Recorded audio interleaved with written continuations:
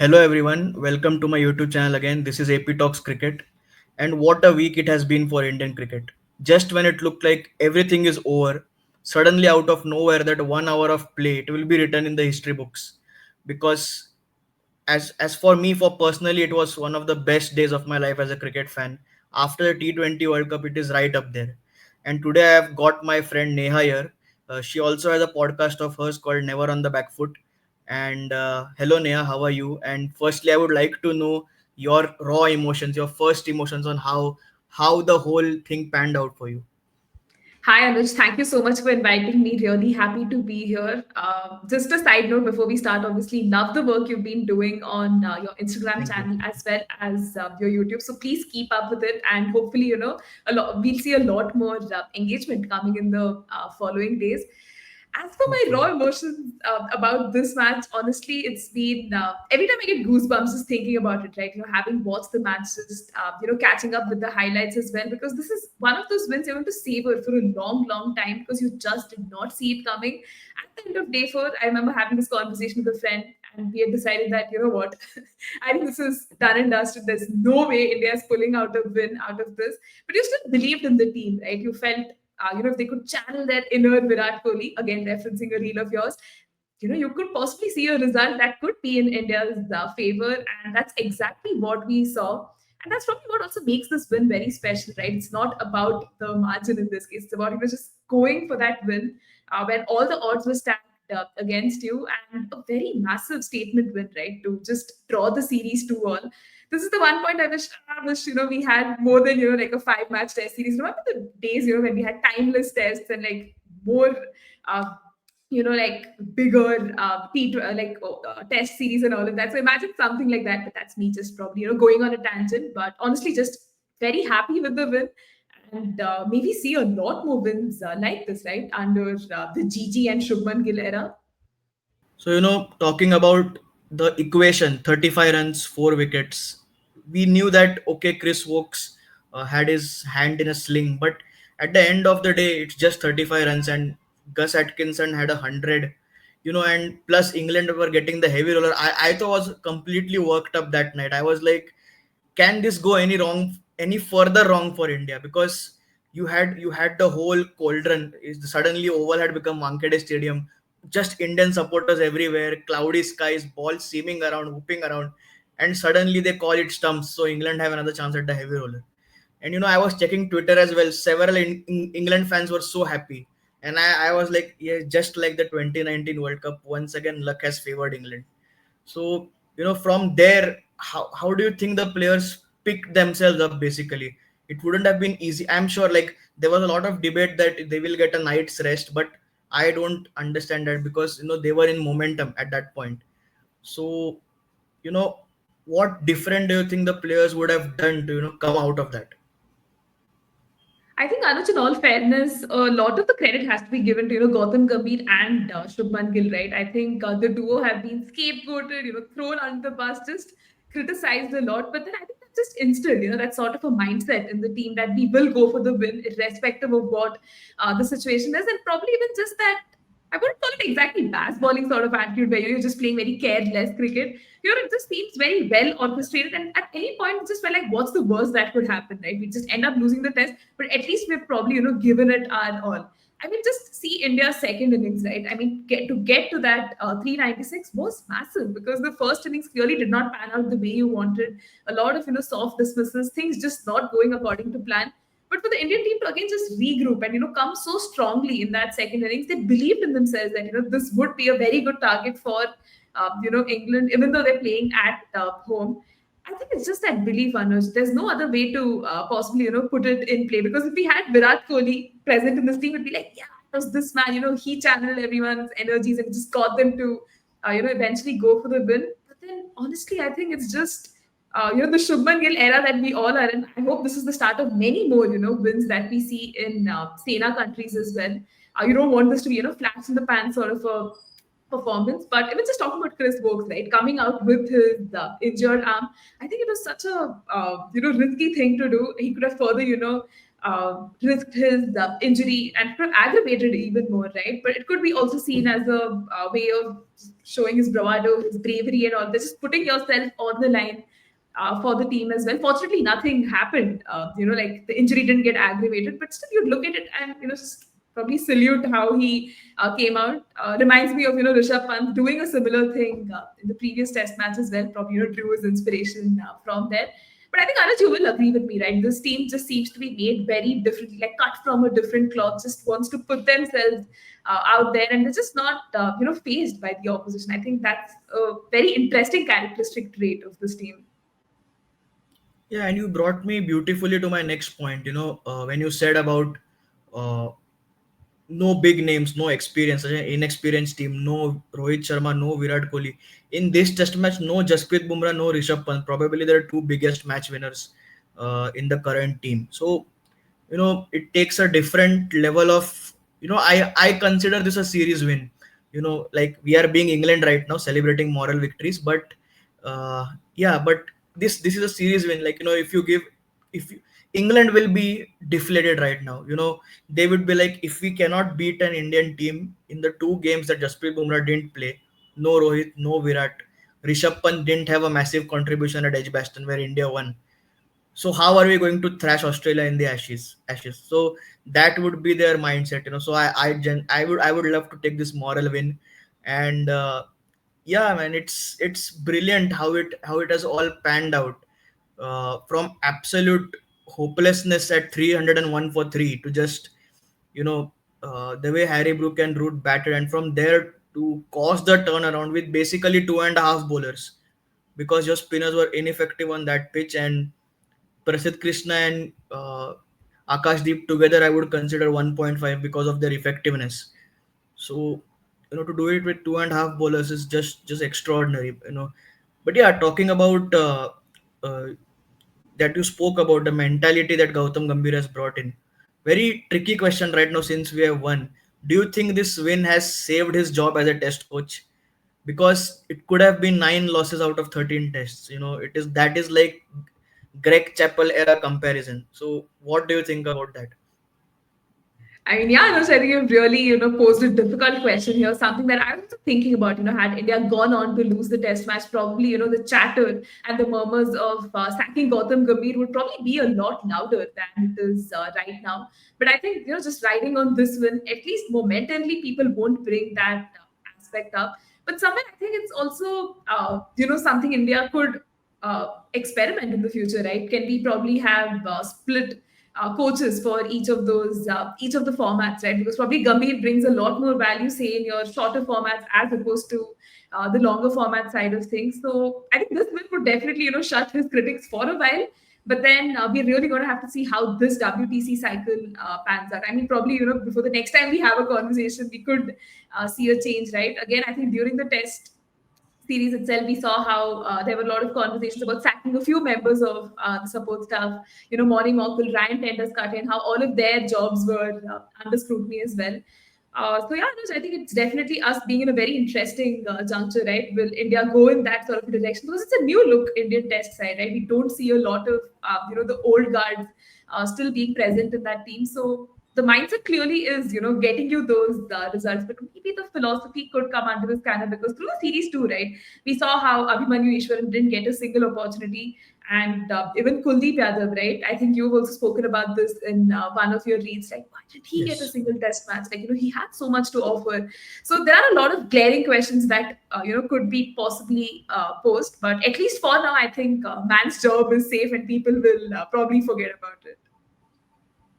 Yeah. So no, since you spoke about Kuldeep, uh, do you look at this as a glass half full or half empty? Like, is this a missed opportunity to win a test series in England, or we are just like, it's a young team, we didn't have the bowling attack? Because I find myself constantly swinging like a pendulum between these two states. Sometimes I say that okay, it's an inexperienced batting lineup, and to apart from that Lord's collapse, to have your lowest score as 250, around 250 in the oval test. So if you remove those two things, 358 was the lowest score. So that's an incredible performance from the batting team. But yeah, in the end you can say that you had the options on the bench. It's not that you didn't have options, especially in leads, where the number at batter basically didn't matter in both innings. So don't know what Kuldeep would have done, especially to Crawley and Duckett, who he has dismissed both three times, and they both go on to make a 190 score.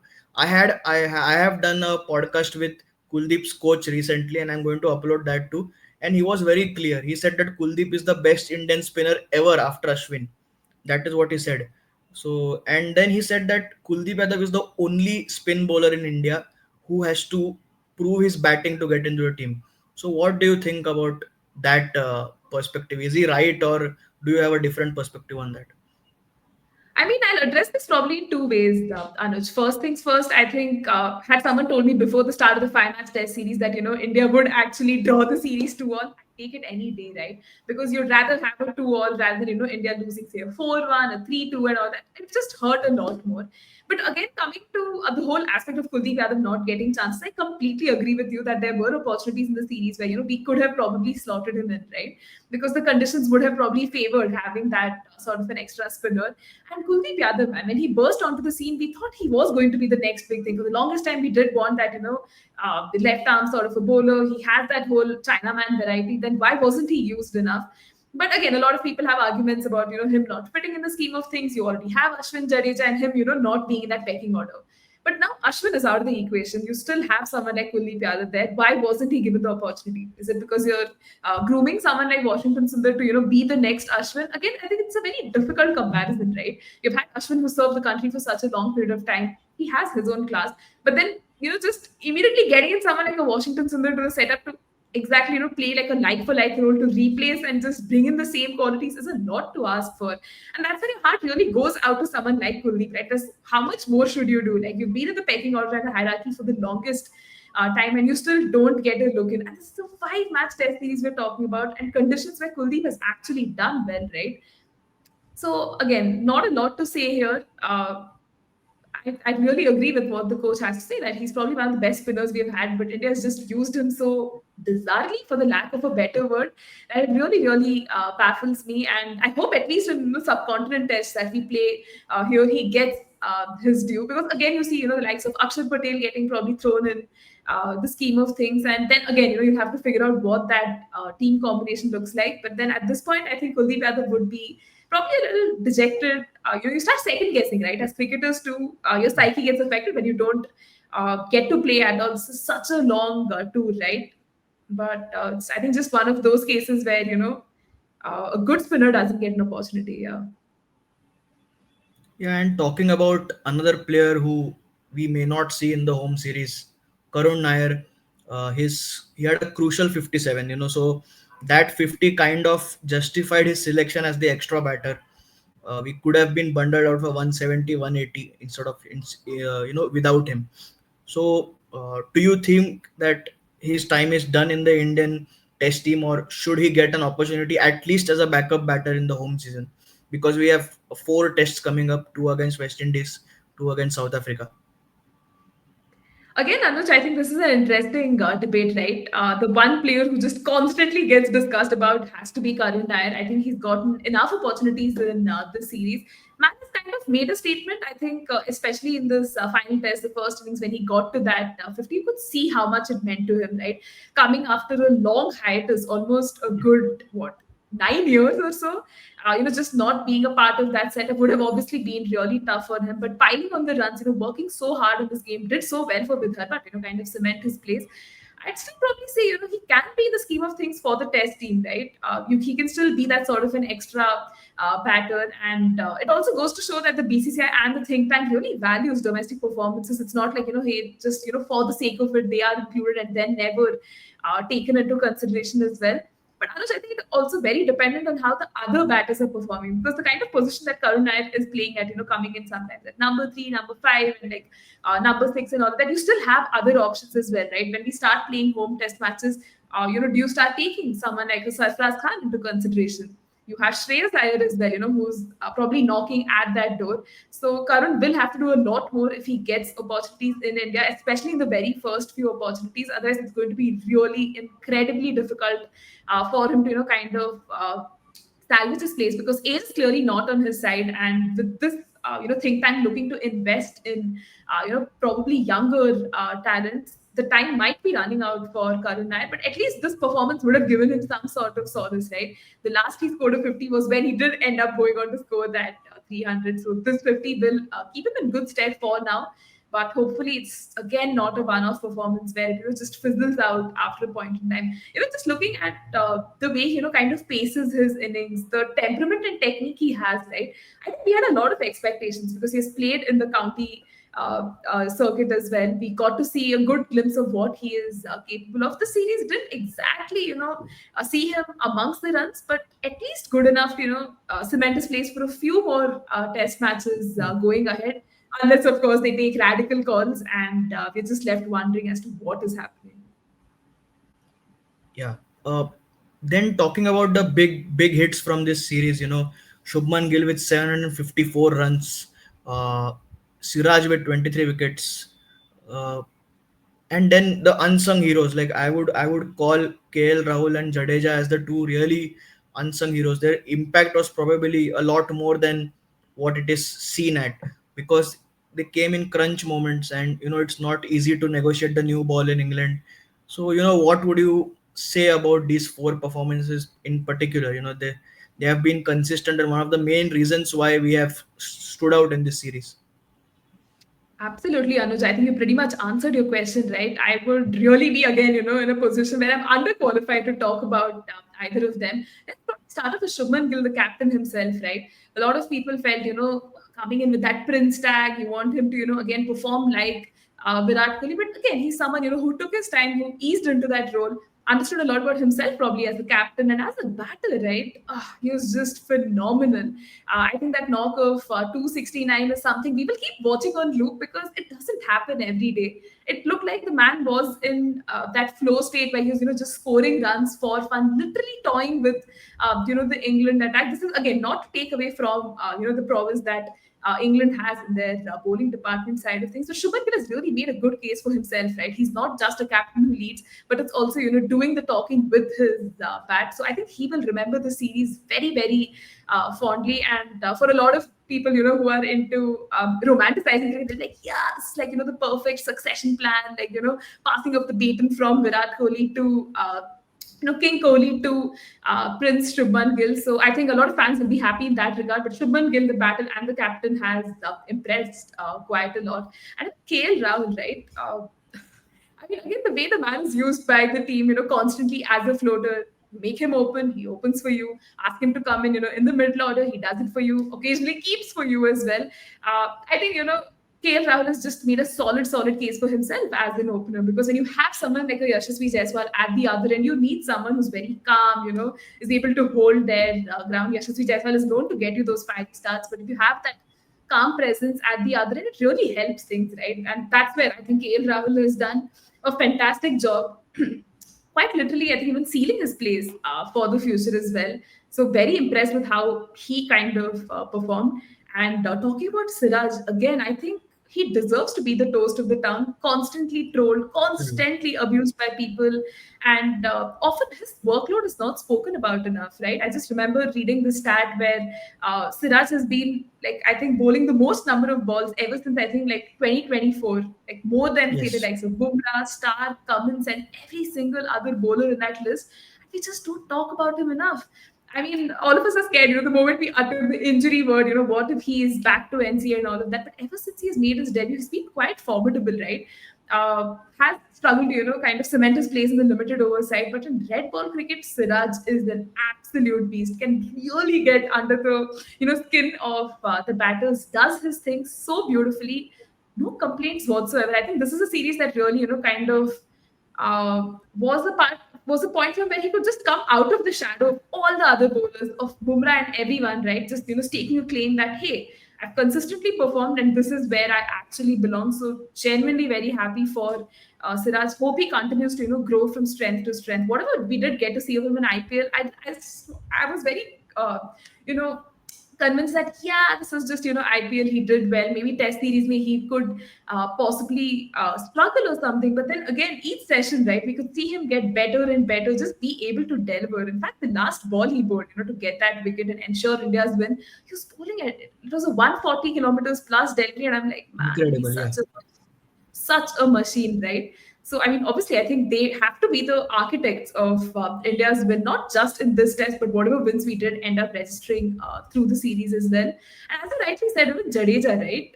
Just for the way he performed, in a lot of critics, including me, felt is this place justified in the team? He's not really stepping up as a bowler. You have someone like Kuldeep, you have Washington who can probably do the same thing. But Jadeja, the batter, my word, he delivered every single time we needed him, right? He would arrest the collapse every time India was in a precarious situation, strung so many memorable partnerships, and just quietly did his thing, right? I think he definitely has to be given a lot of credit for just stepping up when India most needed him to. And again, you could just see how this series threw up so many characters, right? Who normally would just go under the radar, but actually delivered and ensured India won. So it just feels like a very collective and wholesome team effort that kind of ensured India was on the right side of the result. So let's address the elephant in the room. Is Jasprit Bumrah unlucky for the Indian team?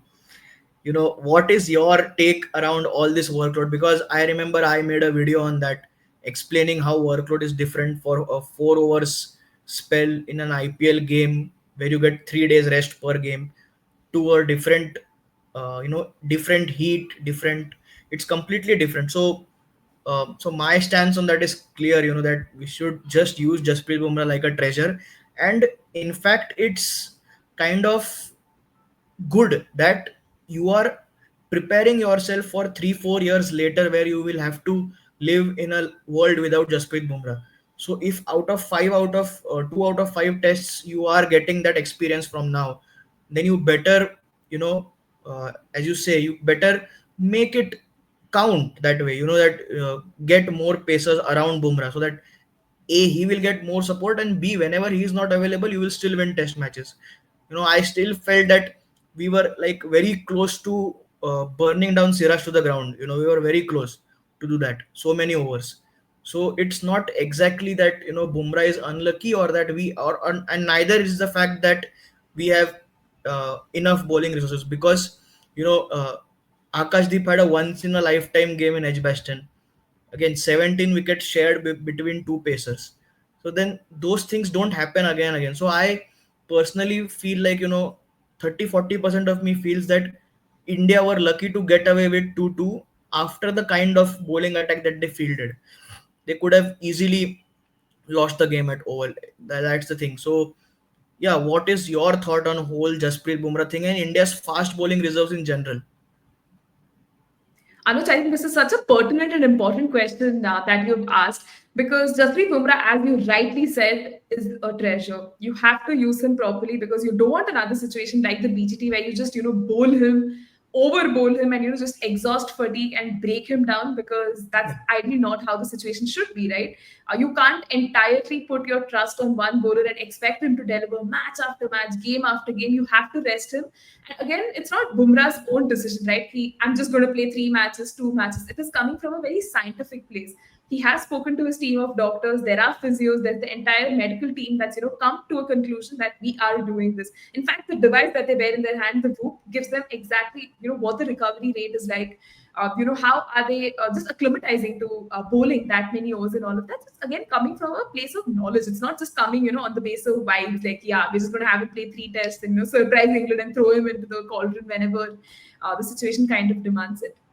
And again, just talking about the whole pace bowling revolution itself that started under Virat Kohli, led so beautifully, taken into consideration by Rohit Sharma as well, and now under Shubman Gill. I think it's important that we kind of build that pace arsenal. You can't entirely just put all your stocks in, Bumrah's basket and then expect him, right? You need others to step up, and that's exactly what happened this series. You had the likes of Siraj who bowled beautifully, who was spearheading the pace attack in the absence of Bumrah. You had Akashdeep, come to the party. He had a few off days, but you could still see, right, that he kind of justified why he was a part of the scheme of things. Yeah. You had even Harshit Rana, who was considered, to be a part. Again, he might be a little too raw for the test setup, but again, someone the Indian team is still possibly considering as well. Prasanth Krishna, man, he did incredibly well. Very happy that the kind of start that he had to the test series to be able to still come back and deliver was. Incredible and massive. I'm sure I've missed out a few more names. And Arshdeep Singh, right? Man did not get a single came in this series. Quite unfortunate, but you see, right, there's some intent to kind of build that pace battery around Bumrah, which is still a strategy I'm ready to wrap my head around. But to expect one bowler to, bowl that much, and he has a very peculiar action. A lot of people do not take that into account, and they start, questioning his commitment to the nation and why he plays so much, Absolutely.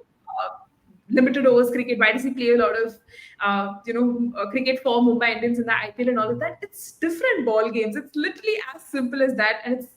I just find very bizarre why people cannot wrap their heads around, the formats being different, the kind of requirements it has. But as we said, Anuj, we really have to be careful about how we handle Bumrah because you need him for more important assignments later on. And building a pace arsenal and battery is what is going to keep India in the good stead, right? You're only going to have more difficult dudes, and in the SENA countries is where you really need your pacers to stand up and deliver. So I hope the intent, at least right now, looks like they're building for the future, and no better series than this, perhaps to kind of just get set the ball rolling. Yeah. My last question to you would be, we had so many fiery moments, and so much needle between the two teams and so many top performances.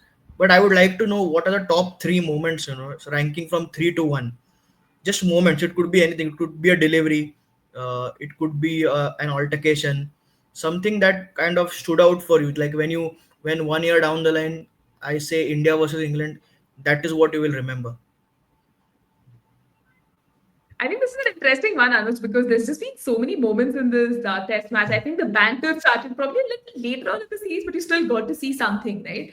But probably something that will really stick through with me has to be Joe Root. I can't believe we haven't spoken about the man, right? Quietly just doing his thing. A lot of people questioning, will he surpass Sachin Tendulkar? Will he, become the next big thing and all of that? He just broke all the records, right? Every single match we almost saw him, score a century, just do his thing. Even in the fifth test, right, when England could have possibly been in a situation where things could have gotten complicated. You still had Joe Root come to the party, deliver with the century, and I think that definitely has to be a top moment. Joe Root just getting his centuries in the manner he did. Massive thumbs up. Would love to see how Joe Root kind of continues to progress from here and break a lot more records. At this point, I think the world is his oyster with Test cricket. So excited to see how that happens, and that definitely has to be one of my top moments. Just Joe Root being in his prime. I think my second favorite moment has to be Siraj. I know this test, like recency bias, the way he bowled, picking up those 9 wickets and all of that. But then the way he just bowled his heart out every single time, irrespective of being tired, irrespective of a lot of other things happening. I remember listening to this other podcast where they were referencing, all the struggles Siraj faced in his early life, bowling with chappal, bowling with like the toughest equipment. Like for the longest time, we all know, right? He only played tennis ball cricket, but to transition to red ball cricket, to be trained under Bharat Arun, to become this beast that he is, and to deliver, I think that definitely has to be a moment for me, right? Just coming out of the shadow of Bumrah. He always says, right, I believe in Jassi Bhai, but I think right now the Yeah. whole nation will be very compelled to say, we believe in you, Siraj. We know you will deliver every single time you sort of step in. So I think these have to be my top two moments. But I think the third one is going to be a little tricky because I'm very inclined to say, Shubman Gill, the way he was, just so fluent with the batting with such authority. But I think Shubman Gill, the captain too, right? A lot of people had concerns that, he's just mimicking certain styles of, say, a Virat, the Rohit, the Dhoni, and all of that. But I think Shubman Gill, the captain himself, is an entirely different beast. He's not someone who's overtly aggressive or someone who's overtly passive, right? He's somewhere in between. He knows how to get under the skin of the English batters. I remember the whole duel he had with Zach Crawley for wasting time and all of that. And he's someone who really wears his heart on the sleeve. He will not mince words. And even I think, when he was losing the toss, like India lost what, like 15 consecutive tosses, right? Ever since the start of, I don't know, like last year and like since Rohit Sharma and all of that. But he, every single time, spoke about how losing the toss is not in his control, but, winning the match is in his control. And that's something he's, kind of working towards. And I'm like, goat mentality, man. Like this man is just 25 and he's talking about winning test matches for India and does not care about losing tosses. And he mentioned this a couple of times, in the conversation with the broadcaster. So for me, it's that mentality, right? I think that is going to serve Indian cricket for a really long period of time, provided he's given that cushion and space to grow. So I think for me, again, Shubman Gill, the captain and the batter, just standing up and delivering has to be a moment that I will, like, forever cherish. But what about you, Anuj? Have you given it a thought too? Yeah, absolutely. For me, the three moments that stand out at third, I will put Rishabh Pant walking out to bat with a broken toe.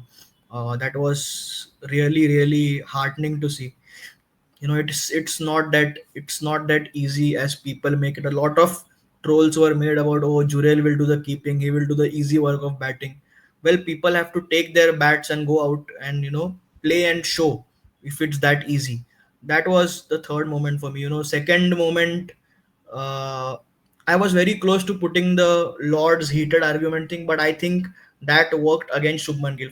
For me, his Old Trafford 100 would be the second moment, because that was a guy who had come after three low scores. Everything was on the line.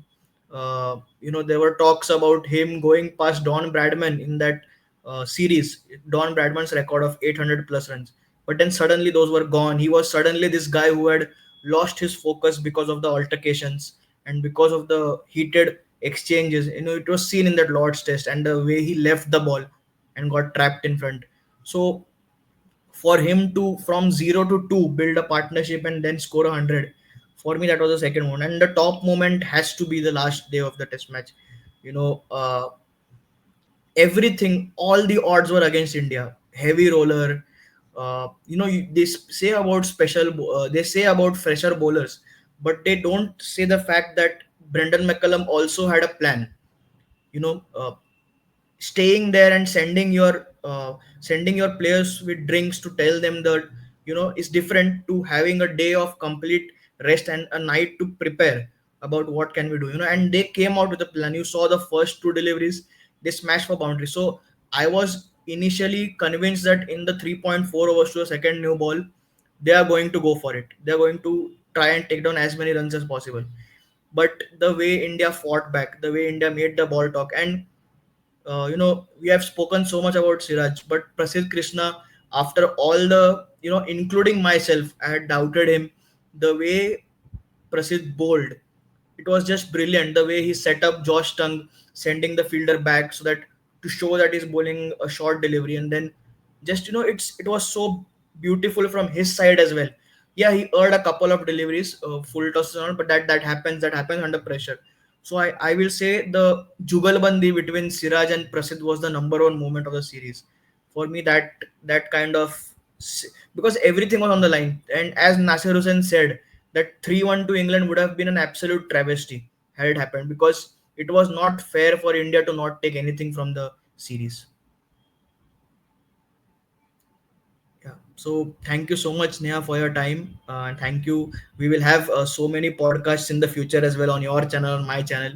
And yeah, everyone, please go and follow her YouTube channel, Never on the Backfoot. She's on Instagram as well. I'll put the descriptions in the bio. And do keep supporting, guys. We do a lot of hard work to cover cricket. And yeah, thank you so much. Thank you so much, Neha. Thank you so much, guys.